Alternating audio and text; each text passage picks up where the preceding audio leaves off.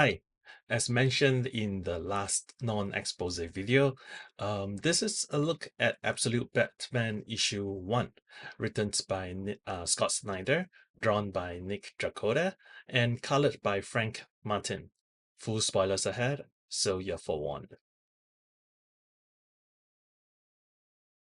Um, Having only read some Batman stories, and they are mostly one-off, Elseworld type or like mini-series, I have never actually read an run of Batman comics. So for all intents and purposes, I am considered a noob to Batman and in many ways DC universe in general. So it is with this lens that I'm reviewing this book. Right off the bat, I like that we are seeing the Absolute Universe Batman Bruce Wayne from Alfred's point of view. Hi, Future Tyler here. The other interesting thing is we are introduced to Alfred in a pretty subtle way in the first couple of pages. He likes tea, so British perhaps.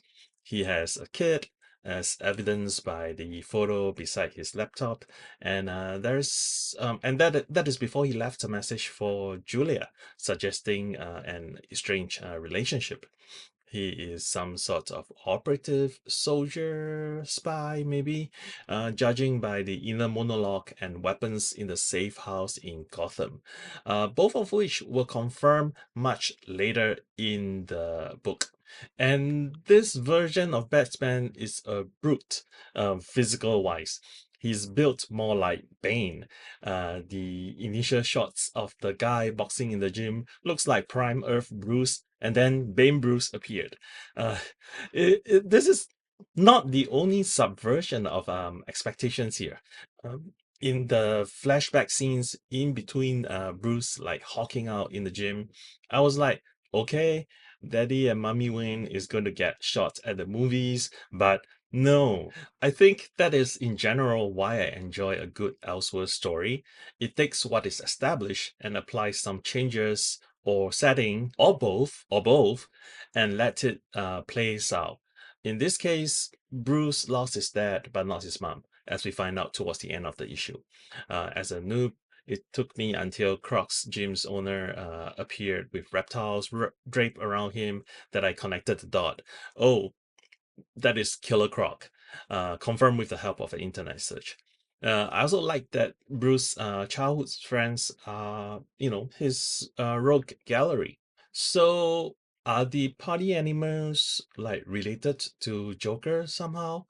And who is Alfred working for? I recognize Barbara, though, but and I'm actually surprised that they killed Gordon.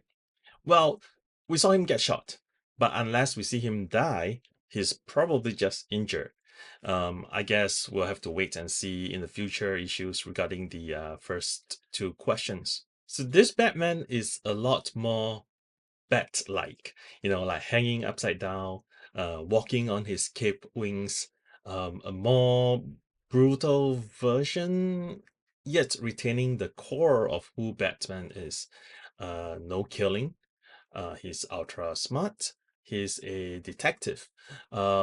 Just without the money and technological advantage of Prime Universe Batman.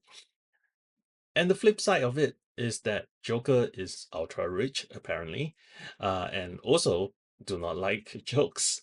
And that the name is more ironically applied than literal.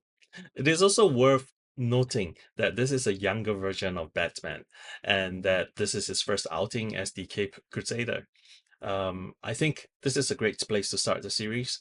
You kind of have to start from the beginning and then go from there, given that this is an ongoing title. As a first issue, it also does a really good job of introducing this version of characters to new readers like me, us, and contains a lot of Easter eggs and who may potentially turn into supporting cast.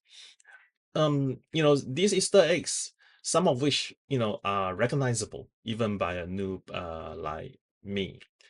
If you have read the DC All In special, this issue will read maybe slightly different, mainly because at the back of your mind, you'll be thinking of like how Darkseid's influence is responsible for the differences.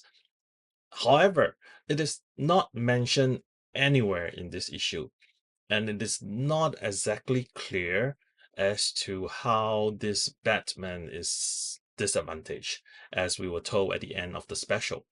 I mean, apart from him being poor and without tech, I think he's actually advantaged by having a parent to begin with. Though there's definitely guilt there with the death of his dad. Without reading the special, this is just another Elseworld story. So, in some ways, at this moment, it is more like the original Ultimate Universe than the current one, which is a universe architect by the maker. This is not a criticism, but more an observation, because coming in from the special, I was expecting to see a little bit more of Darkseid's fingerprint, so to speak. I suspect the picture will become clearer down the line. The art is gorgeous. Dracoda's art is the main reason I kept reading East of West, pushing through Hickman's messy narrative in the first third of the series. I was curious how he would do with a less science fictiony setting, and he delivered in space. I agree. I love his character designs from Alfred to Bane mode Bruce to Batman. There were a lot of ridicule regarding the blocky back symbol when it was first previewed, but it being a detachable X blade turns out to be a pretty cool thing. Though there's going to be some major restrictions of movement given how wide the blade is. And the cape here is really cool too. Yeah, I mean, I especially like that it was described and drawn to be flexible yet strong, with like many different uses such as an armor, grappling hook, and kind of like stilts as you know the walk with the wings. Dracota's character work on quieter scenes are also wonderful. I mean, I like that kids look like kids and how creepy those people on the boat are. The colors also works very well with the art. And based on a hunch, I pull out the East of West oversized hardcover, and Martin is the color artist there. So he had worked with Dracotta for a long while, and it shows here. The colors is back and lets the art shines, but pops in now and then when the scene calls for it. Or, you know, when the line art needed some dimensionality to it, like these panels with Bruce face or the skies in these panels. I really love it. So as far as an issue one goes, this tick all the boxes. It introduces the new character and the supporting cast, both actual and potential, in a pretty familiar setting. It sets up a primary conflict and it sees several potential ones. So I would say this is a 4 out of 5 for me. I agree. In addition, it also highlights the differences in Batman and the Batman world, between the Prime and the Absolute Universe. Dracoda's art and Martin's color also knock it out of the park. Like, what's not to like? So, this is a must buy, even if you are not a Batman fan. If you enjoyed this video, please hit the like and subscribe buttons. Please share this with your friends and leave me us a comment. Thanks, and Tyler out.